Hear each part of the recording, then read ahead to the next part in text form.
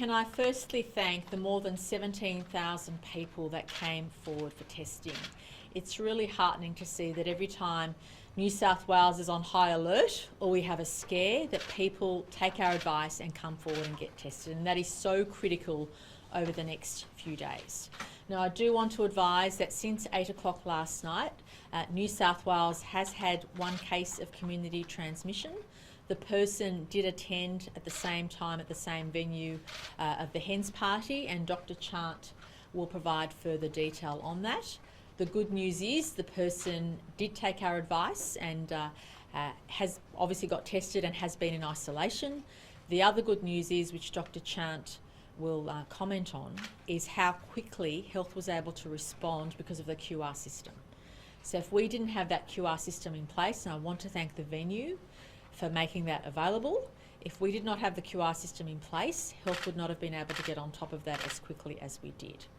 Now, as a result of this case of community transmission, there are some things that we are going to announce by way of restrictions in relation to 4 shires, which are related in and around the Byron community. So obviously Byron, Ballina, Tweed and Lismore shires are on extra high alert because we know through this one case of community transmission that there could be others.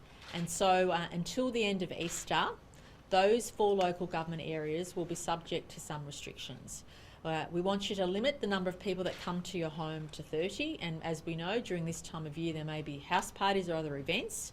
We want all of those limited to 30, and please make sure you have a list of everyone who attended or is attending your home. Secondly, all venues in those 4 local government areas will resort to the 4 square metre rule, and we ask for everybody to stay seated and not stand. Now, the positive news in all of this is we're not saying to businesses, shut your doors, quite the opposite. We're saying you can keep your doors open, but because of the risk that's there, we want you to be extra cautious. So until the end of Easter, you're able to keep your doors open, but make sure you revert to the 4 square metre rule, and make sure that all of your patrons are seated and not standing up and mingling. And I think given what's been identified since 8 o'clock last night, the community and our citizens would understand why we're taking these measures.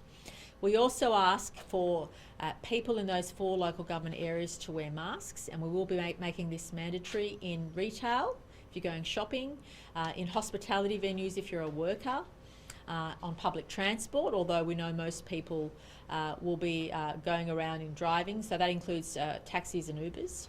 Make sure you wear masks until at least the end of Easter as a precaution to make sure that if there is any community transmission we haven't got under control, that we maintain that.